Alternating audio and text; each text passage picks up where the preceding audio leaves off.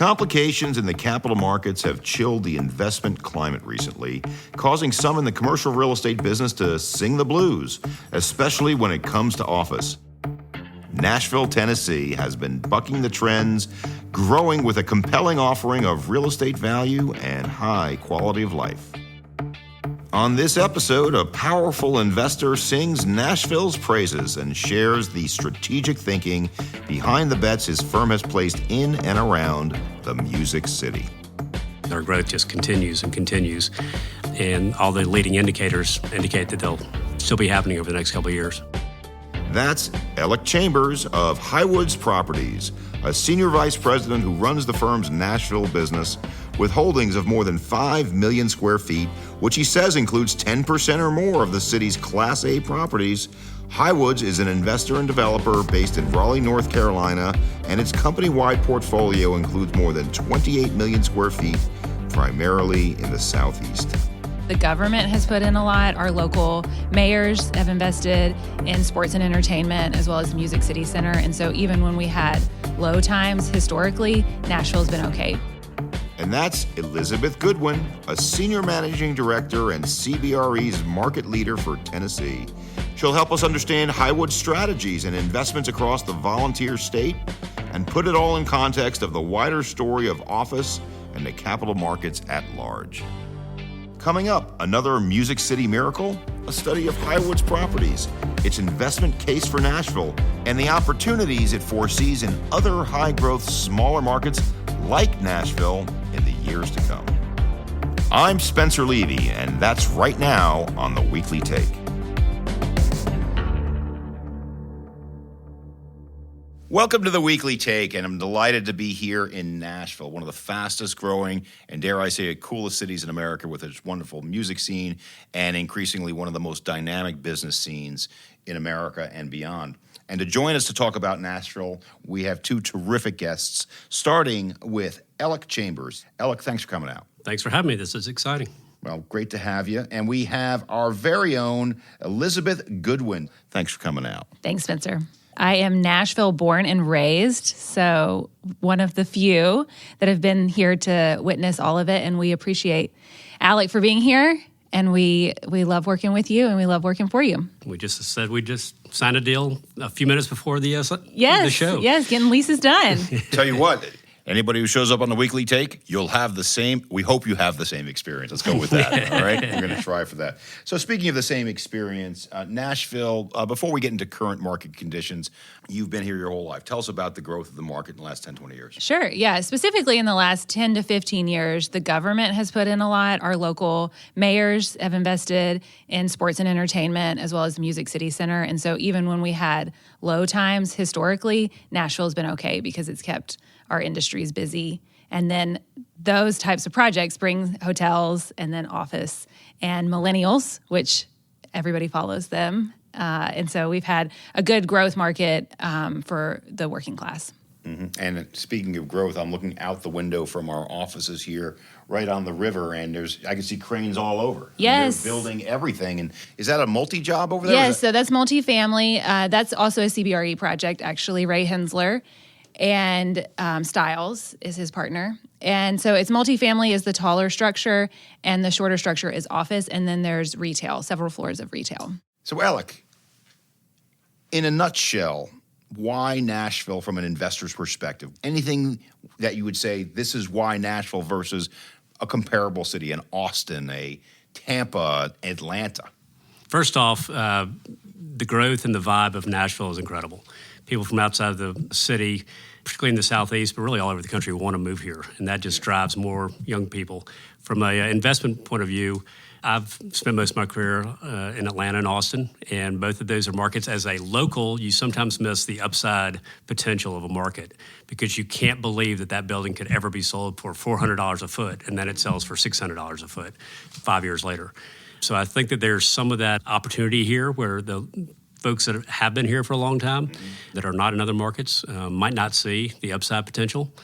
So there's obviously potential in just buying existing assets, but also the development opportunities because our growth just continues and continues. And all the leading indicators indicate that they'll still be happening over the next couple of years. And I walked from my hotel about 5 blocks from here, and I passed half a dozen different entertainment venues, and that doesn't even count the main drag. It doesn't even count Broadway, where we had all of those different places. But that's not where all the development, that may be where the most high-profile development is at, but that's just a segment of the market. It is. We're seeing growth in the suburbs, in the core CBD, right outside the CBD. We're also starting to see a lot of emerging markets like Westwood Houston, a little south of town, a little south, and then East Bank, which will be across the river from here, which is a 10-year build-out to just extend the CBD. Mm-hmm. So it's not just the entertainment. It's broad-based, deep. And when I say broad-based, Elizabeth, I'm going to really make it broad here. It goes well beyond just Nashville. It's the broader Tennessee market. Correct, yeah. And so when you see the broader Tennessee market, how much do you see connectivity from either a tenant or investor standpoint with Nashville, Memphis, and some of the other markets within the state? A little bit of it is the hub and spoke model where you've got headquarters in Nashville, and then they're going to, just like us, I mean, we have an office in Nashville that we run the other offices out of. And so there is definitely synergy. And in terms of economic development, there's a lot of partnerships between all of those cities. And I'll add that one of the things that's interesting about Nashville in particular, somebody like Alliance Bernstein moving to Nashville, they might be paying double of what anybody ever thought the market would be, but it's still a half or a third what they would be paying in New York and Chicago and some other places. So there's a great opportunity for new inbound companies to come here, save money. Their employees get the benefit of no state income tax and quality of life, and it's just a fun place to be. And what I find remarkable about that, and this goes right to you, Alec, is this is my, 5th city in the last 5 days, which included Los Angeles, Dallas, Tampa, and this is my, I guess that's 4th city. 4 cities in a row where they're building new office. Now, let's just cut right to the chase. There's some softness here in the Nashville office market, yet they're building new. How do you see that, Alec? Quite frankly, Nashville grew so fast that they probably needed a little lull in the market to catch up. What we're looking at is really started in the last 2 years. So it gives the market an opportunity to kind of absorb some of the growth and move on, let the infrastructure catch up and some other things. But having said that, the momentum is still here, and it's picking up tremendously since December. We've been doing a lot of musical chairs in Nashville, but we're starting to see inbound deals again, and sizable inbound deals. Inbound meaning tenants coming in from outside the market. Correct. Okay. And you mentioned, Alec, December is sort of this demarcation line when things picked up. I've seen that in other segments of the market, too. I've seen it in industrial, where that's when our industrial team said, look, the cap rates in industrial compressed by 50 basis points since December. And that was when Powell said, we're done. Now, while interest rates have stayed stubbornly high, I think that the market is adjusting to a higher interest rate environment, which is making deals now happen. What's your point of view on that? Well, I absolutely agree. People just need a little bit of certainty, and if they feel like interest rates aren't going to continue to climb, they can make some decisions long term. Everybody's a little hopeful that they're going to come down. How quickly, we don't know, but it at least gets people in position to get active again, that it's not going to get worse. So a lot of people that have been waiting on the sidelines, we work with economic development at all levels, and people have been kicking the tires for years, but that's usually with the economic development folks. Now they are working directly with us and brokers and trying to get actual deals done. Let's talk about now the industry mix here in Nashville. And Nashville, like a lot of other markets, like Austin, Texas, has this world-class entertainment undertone to the market in a very positive way. But that's just part of the market. But tell me about the diversity of industry here in Nashville. Sure. So we have a great healthcare industry. A lot of U.S. private healthcare companies are run out of Nashville. HCA, LifePoint are all run out of Nashville, one of your tenants. We also have the entertainment industry, but that brings a lot of tech. There's some similarities there, and we have some large tech companies that are based out of Nashville. Our retail group is also doing really well because Nashville has the boom of restaurateurs that come here that are also supporting some of the multifamily base buildings and mixed-use facilities. There's been innovation in this market going on for a long time. This isn't new. So I'm not sure the name of the mall, though you may know, where Vanderbilt took over an old mall and put a healthcare facility in an old mall. Yes, 100 Oaks. 100 Oaks. Yes. So that's a great example of how Nashville is not just a healthcare base, not just a retail base, but they're taking older retail and putting healthcare and other uses in that. And Alec, how are you seeing that as a driver of the office market here in Nashville? It's a huge driver for all of us here in Nashville because it's not just the hospitals. It's the entire healthcare ecosystem. The folks that do medical care in prisons and the software and the lawyers, the accountants. So it just goes on and on and on. It's amazing how much of our business is driven by healthcare, including tons of startups that people have great experiences with HCA or others, and then they go out and do things on their own.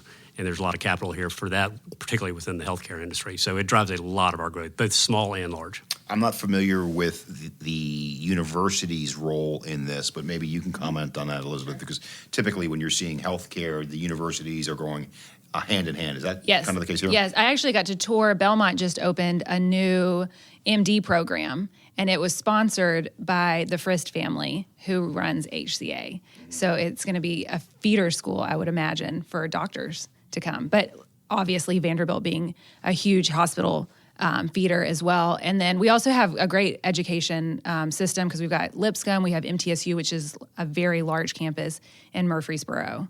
We got a lot of young people here that are getting educated. Well, we have written many papers on what we call eds and meds. Yes. And I guess it's just, they're one and the same, but they are two huge drivers in a market like Nashville, which, like candidly, 30 years ago, were probably, in addition to the music business, the only drivers in this market, or certainly by far the most significant drivers. But Alec, as what you're suggesting is you've expanded well beyond healthcare, well beyond music for these peripheral uses or these service uses of the accounting firms, the law firms. How big of a use is that here? It's actually a huge use for us. And, well, I'll also add, we don't do anything directly with Vanderbilt University, but we do a ton with Vanderbilt Medical, and they're separate institutions now. And we have them in multiple buildings. So Vanderbilt Medical System is a huge driver, both of employment and office space for us. It's exciting to see all these offshoots, and the Frist family is a big investor in a lot of these startups and others that have made HCA dollars. It's very similar to in Austin. A lot of the folks there that made a lot of money were called the Dellionaires. And you have that kind of group of folks here, too, that have done very well over a long period of time, and they invest in a lot of different interesting startups. So, Alec, given your diverse experience coming from Austin and some other markets, let's just compare Austin and Nashville for a moment. How would you characterize where each of those cities are in their evolution, similar, different? Similar. Nashville's probably 30 years behind Austin in terms of just size and growth. And they had such an influx from California because of the proximity that they grew. As I mentioned earlier, Nashville needed a lull. Austin needed a lull and really didn't get one, even during the GFC. They've grown so fast, I think they're having more issues with vacancy and housing and different issues there than we are here. But the growth pattern of doubling in size every 20 years has basically been the same in Atlanta, Austin, and Nashville. And see that continuing. People in Nashville are concerned about it, but they're also excited about it. It provides a lot of opportunities, but also you got to be very cautious and forward-looking on the infrastructure and housing, et cetera. Well, I'm glad you mentioned infrastructure because that's where I was about to go. I flew into your airport today, and I've been coming to the Nashville airport for a long, long time, and I was pleasantly surprised today. It's nice, right? It is spectacular. It is. How much money did they put into that? So far? At least $2 billion. Yeah. I think there's about $2 billion more that they're going to invest. And we've got a Hilton, too, over there. Did you see that? I did. And what's remarkable about that, and this is not to denigrate Austin, but their airport is a very nice airport. It's nowhere as near as what Nashville's is now. Nashville's got to be 3-4 times the size of what Austin's airport is, even though theirs is real nice, and they got the guy playing the guitar there in the middle of it. All that's great, but the size of that airport will make Nashville an international city. What do you think, Alec? I completely agree. Even the 2 years I've been here, it's had a complete facelift. It looks and feels like a completely different airport. And it's very exciting. We need it. It brings people, it just makes it easy to live here and do business here. Mm-hmm. And obviously a lot of the airport success is because of the tourism with the hospitality and music. It's interesting. I'll meet people and I'll tell them I'm living in Nashville, and they go, "Oh, I love Nashville." And then I'll find out they've never even been here. It's just got such a great vibe that people, even internationally, like, I love Nashville. Oh, have you been there? No. And Austin had a little bit of that as well. But I think there's a lot more, tourism here than in Austin. Atlanta's so big, it's probably more tourism but less impact. And having a great airport is really helpful when you're doing business. Let's talk now about how the city is evolving from a neighborhood perspective, because what a lot of cities are experiencing today is what the traditional CBD is or was is in some ways moving. How do you see the city changing? Which neighborhoods are thriving? And what are you doing for some of those projects that are in the traditional CBD? Well, I would say that really all of our markets are, we call them best business districts, are thriving. CBD, West End, Cool Springs, and Brentwood. There's growth in all of them. More construction probably in CBD just because there's more opportunities. It's very tough to get into Brentwood, and Franklin Cool Springs has not had quite the momentum of office recently of new build. But the opportunity to be down here, particularly for young folks coming in town and be close to the jobs and the workforce and the entertainment and Bridgestone Arena and the Ryman Auditorium and the Titans Stadium and the future East Bank, the gravitational pull of Nashville, it really is still the downtown area. Something interesting about Nashville is we didn't have multifamily in our CBD until the 90s because we weren't permitted to. So there was a huge increase in multifamily. So all of our multifamily assets are pretty nice. And we now are expanding. The other project that you mentioned earlier that you can see from here is a public-private partnership with the city and Fallon, who's a developer out of Boston, and it'll have a lot of multifamily.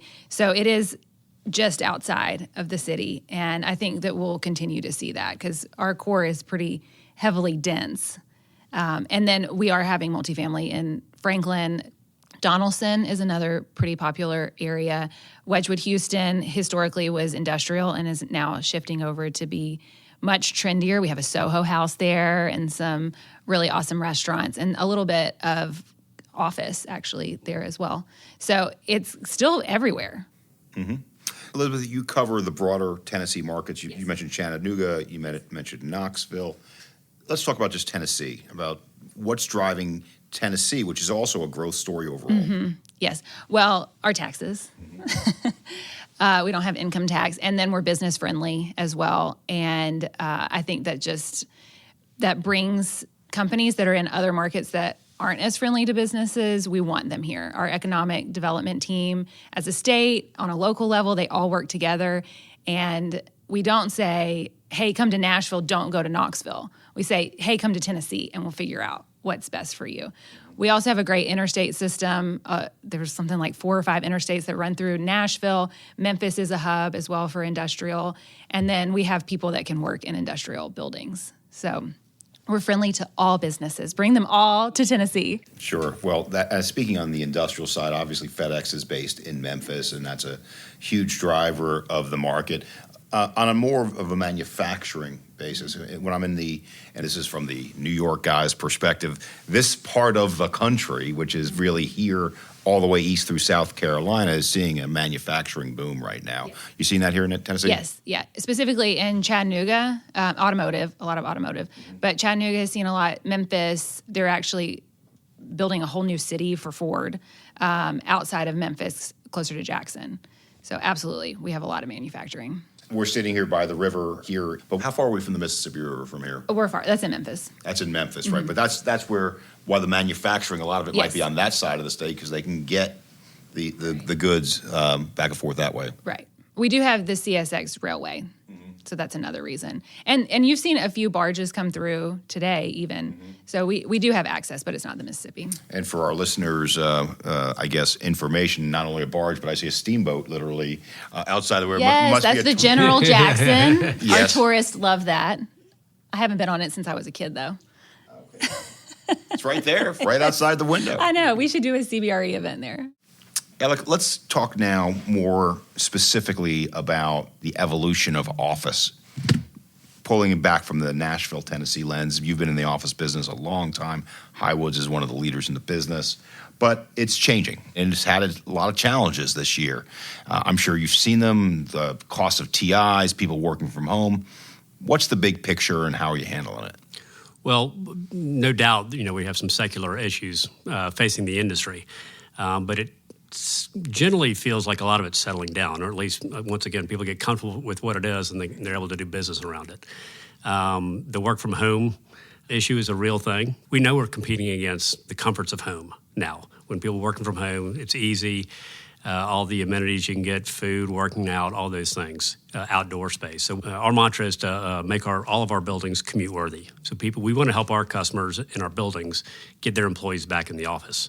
There's much more of a mandate to do that from corporate America now. And so there's a trend towards companies telling people they need to be back in the office to just get back that productivity and the cultural issues. Our job is to make our buildings worthy, even some of our suburban buildings. We spent a lot of money last year in 22, what we call Highwoodizing our buildings, bringing them up to speed and make them better. Down in Brentwood, we renovated 5 buildings, added outdoor seating areas, Wi-Fi, areas for food trucks, renovated all the lobbies. So we're spending money on ourselves. Fortunately, we're in great financial shape, so we're able to invest in ourselves over and over again. We did it also in Cool Springs, where we added a Park Place, which is a beautiful new park that has pickleball, playground. Elizabeth sent me a picture with her son down there. Dressed as Spider-Man. It's got a stage. It's got a jewel box. We've built it, and we're using it for meeting area now, but ultimately probably be coffee and other things. Outdoor seating, music, great little meeting areas outside, hammocks. We're trying to make it fun to come back to the office so you have good things to do. Well, if I was a young associate and I spent my day in a hammock, I'm not sure how my boss would have handled that. Well, but they have Wi-Fi out there, and they have access to plugging your computer. Yeah. It's really nice. So the amenitization, the entertainment component, the experience component, and that's in the common areas. Let's talk within the spaces themselves. Have we seen any evolution of the physical space, more individual space, less shared space? Any other innovations within the 4 walls of the demise space beyond the amenitization, which I think we're seeing everywhere post-COVID of note? You're talking about the build-out in particular. So, yes, we have. So smaller offices that are not dedicated and open space where it can be flexible. So additional soft seating, conferencing spaces that don't feel like a typical conference room. And the break breakout areas are all opening up to the main space. So there are demised areas, but they're smaller and they're not dedicated to a certain person. They're not demised, though.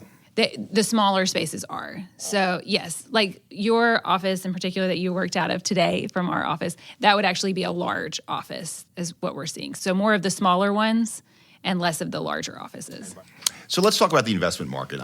Notwithstanding the success that Highwoods is having, because Highwoods typically has the best product in most of the best submarkets, that's not every asset in Nashville. That's not every asset in every one of these submarkets. And I see incredible investment opportunities right now. I call it an intergenerational investment opportunity to buy some of those, what I think we would all say are not second tier, but B-plus assets, B-plus submarket that need some capital. How do you see it, Alec? Well, absolutely. I mean, there's going to be a lot of opportunities in Nashville and across the country. Probably to some degree less in Nashville, just because people are still occupied, people are paying rent, and most of the buildings are pretty full. But we've cleared the deck. We've essentially got $750 million available on our line of credit, which is all of it. It could either be development or investment opportunities. And we're extremely well poised on the development side in all 3 major markets here. We're carefully watching the market and watching others and looking for the right opportunities. You start to see those things percolate when other building owners can't pay for TI. They can't pay for commissions. So there's a whole world of grading your landlord before you make any decisions, but it's also the opportunities. It's likely some of the loan maturities coming up in the next 2 years will not be, a lot of the owners won't be able to refinance. And that's probably some of the bigger opportunities for someone like Highwoods. So, Elizabeth, in terms of what Alec just said about underwriting your landlord, one of the things I always tell our occupiers, I said, that your best counterparty is the strongest possible landlord. And it sounds counterintuitive. I said, you don't want a weak landlord who can't pay TIs for somebody else. And REITs, like Highwoods, are different than large institutional investors. How do you advise your clients? Right. Yes. We actually just did a panel and talked about Highwoods and some of our other local developers and landlords. And it is, if the broker feels good about the landlord, they're going to share that with the potential tenant. And it matters. It matters to the tenant, it matters to the broker, and it matters to the overall, how long they stay and if they're happy in the space and how the property management operates as well. One of the things I often say about the office sector is that it is the most local of the businesses. And I mean it in the following sense. Even though you say, well, retail is really local, right? Well, you might have the same retail tenant in every one of your buildings, but the office tenants could be a little bit more idiosyncratic. But given that you have such a large footprint in many what I would call similar markets, do you have a lot of crossover among tenants that you might have a Highwoods tenant in Raleigh, you might have a Highwoods tenant here in Nashville, or otherwise? Historically, I think the answer to that is no. I mean, we've had some GSA and some of the bigger financial institutions, but we're seeing more and more of that, just for the reasons we talked earlier, that people are comfortable with Highwoods. So if they're coming to a new market, a lot of times they start with us and understand how we work and do that. So we're actually seeing more and more of that now. We haven't been extremely proactive about it as a company, but we probably will going forward. Now, you mentioned earlier you have a lot of dry powder because your line of credit is basically unused at the moment, $750 million. You also said that you might look at development. And historically speaking, REITs shied away from new development. That wasn't their core business. Is that changing now? Highwoods would look at new development? That's always part of our base business is development. And it's just a substantial part of our growth here in Nashville has been development.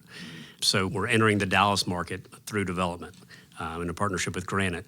And we do partnerships where we bring the capital, maybe the expertise, or we do build-to-suits and use our balance sheet. So definitely development. I mean, it's the heart and soul of how this company got started. So it's always part of the company. We don't just buy and own and sell. We generate value through development. And here in Nashville, we're very fortunate with my predecessor that we've got probably the best development site in CBD on Broadway, in Brentwood, 17-acre site, and in Franklin, pending project called Ovation that can be a huge mixed-use, 1.4 million square feet of office, 300,000 square feet of retail, 900 multifamily units, hotels. So we are poised for development. My gut feel is that we'll buy before we develop, but if the buys aren't there, we can start development as soon as the market dictates. Let's talk numbers for just a moment because, as I mentioned a moment ago, I just got back from Century City in Los Angeles, and they're building a new office building right next to ours at 2000 Avenue of the Stars, and they're getting, they do things monthly there, so it's $11 a foot monthly, so it's like $130 a foot there. What kind of rents are you achieving here for best in market? For office, 40 to 45 is what we're seeing for best in market. Well, for some of the new developments at triple net. Yeah. It's typically been a full service market, but there really there's been a $10 to $15 jump in the last 5 years for the brand new Class A. So that a triple net deal would be the equivalent of, say, $60 gross, more or less. And so construction costs here versus, say, if you're building a new best-in-class office building in New York City, I think the conversation starts over $1,000 a foot. What are you looking at here in Nashville? It depends. Suburban, smaller buildings, maybe $450-ish. Downtown, you're probably $600-700 a foot. And what about TI packages? Well, and it also depends on parking too. Parking is super expensive, and then TI. Yeah, because we have limestone underground. So if you're trying to go underground, it's really expensive. And then TI, it ranges. We could do some spec suites for $90 a square foot, but I would advise most people to budget around $200 a square foot. What's the Highwoods vision for Nashville over the next 10 years? Well, I hope we get these 3 development projects going, and those could be a total of close to 2.5 million, 3,000 square feet without getting any additional development opportunities. So off a base of 5 million square feet, that's a tremendous growth opportunity. And just more broadly for Highwoods, with the exception of Pittsburgh, which is in the Northeast, most of your product is in the Southeastern United States. Is that going to be your focus going forward, do you think? It will be. I mentioned earlier we're expanding into Dallas, but it really buys into our Sunbelt concept. So we've announced we're ultimately going to be exiting Pittsburgh. Just want to do it, in a smart way and get out when we're not in a down market. We're not in trouble there. It's time to move on and keep our focus in the Sunbelt. I look at your growth here in Nashville is about double the national average. By the way, so it's the same thing in Dallas too, and it's a good place to be to have that GDP headline. But you also mentioned all of the younger professionals here that are not just being cultivated from the great universities, but coming here inbound. How much is that driving the story for Nashville? Tremendously. I mean, at the end of the day, companies care about real estate costs, but they care about talent. What does it cost them, and can they get it, and can they keep them? And so at the end of the day, that's much more important than $1 a square foot or $10 a square foot of real estate. The math works a lot better if you can hire somebody great and keep them with your company for a long period of time. Absolutely, definitely. So, and let me add one thing on that. Sure. You asked about Tennessee and the state government and the metro government. Very, very aggressive, both of them, about if somebody new comes to town and they need a specific skill, they will retool some of the universities and create programs specifically for those companies. And it just helps people make the commitment to come to Nashville and Tennessee because they know they're going to get that kind of support. Speaking of support, is Will Levis going to get some support this year? I mean, he's quite a talent, but little ups and downs. Maybe a better offensive line. Well, it's hard to say, but he will have a nice new stadium in 2 years. You can see right outside the window. It's going to be an incredible new stadium. Yeah, and on behalf of the Baltimore Ravens, we appreciate Derrick Henry coming to our squad. I love that guy. We wanted him last year. This podcast is over. Yeah. So the only thing I want to get into a little bit deeper is the investment case for the market. And Highwoods obviously has got a huge investment here, but they're a REIT. Most of our clients aren't REITs. Most of them are private investors. Most of them they may be institutional investors. Where are you showing them, say, this is the best opportunity in the market today to buy? The Class B. The Class B. There is opportunity for them to, most of them are coming actually because they need to get out of a different market. They're selling something and they say, hey, we've got $80 million to invest. Where should we invest it? It's also looking at, well, what do you typically invest in? What do you know? Yeah. And looking at that, and then we match them with what we have available in the market or what we can get. A lot of it's off-market deals. Have you seen a lot of trades? No. He's shaking his head. There have been a few, and they've been unique. We can't talk about many of them, but there have been a few. But they're definitely off-market, and they're not your traditional. Like we've got something on the market ready to sell, and we've got a match. Yeah, so I think that's really the question mark here, because I remember during the global financial crisis, a lot of our investors were sitting there with catcher's mitts looking at the skies. Right. Where are the deals? And right now we're in the same place. Now, obviously, it's different. There's a secular shift in the use of office, but deal flow's down 50% from where it was at peak, certainly last year, even though we've seen some pickup post-December. When are the deals coming, Alec? If they're coming, it's probably 6 to 12 months from now. And that's just not Nashville. Now we have an election, and that just creates uncertainty going forward. But as we start to get into some of these low maturities over the next couple of years, and we track that very carefully, that's probably the biggest opportunity for folks that can't get out from under a specific loan and can't afford to go to today's rates. So we think that'll be the opportunity. If it's not, as I said, we'll pivot to development, or maybe we'll do a little bit of both. What about getting into other parts of the capital stack, providing some preferred equity to a good developer that just got a little overextended? We have that opportunity, and we certainly are open to that. We've done that in the past, not necessarily because they were overextended, just because, for a variety of reasons. Maybe they didn't have too much invested in a specific market, or they're just looking for a capital partner long-term with a similar mindset. Sometimes they need a capital partner. we may or may not just say, we'd rather just take you out than, bring you along. We're very open, very creative on how we do deals. Are we seeing foreign investors now in Nashville? We are. From where? From Israel, Tokyo was a pretty cool experience, actually. Really, several places in Asia. England, we had somebody from England. So there have been. And they come. For the first time, they come to Nashville. This is their first experience. And it's to buy real estate. I remember when the premier of Tokyo came to the United States, George W. Bush took them to Memphis to go to Elvis Presley's, to Graceland. Like literally, that was like the first place the guy wanted to see. And so, I think it's pretty cool when, I know it's Memphis, not Nashville, but Tennessee is the first stop from the premier of Japan, and that means something, right? And Jack Daniels. Everybody in Europe wants to see Elvis and Jack Daniels. Yep. Mm-hmm. I love it. Well, those are two pretty good things, I right? know, Absolutely. I know. So, final thoughts, Alec, on Nashville and where Highwoods is going in the market. We're just very, very excited about the prospects here in Nashville. I mean, we like I said, our portfolio is very well leased. Rates are steady or going up. We're investing in ourselves, and we really do have some of the best development sites here. Plenty of cash available for if we want to do something big. So we're just looking for the right opportunities. Great. And Elizabeth, final thoughts. Well, thank you guys both for having me here. This has been really fun. Alec, as always, thanks for doing this. I called him to ask him if he would do it, and he said, absolutely. So I really appreciate that.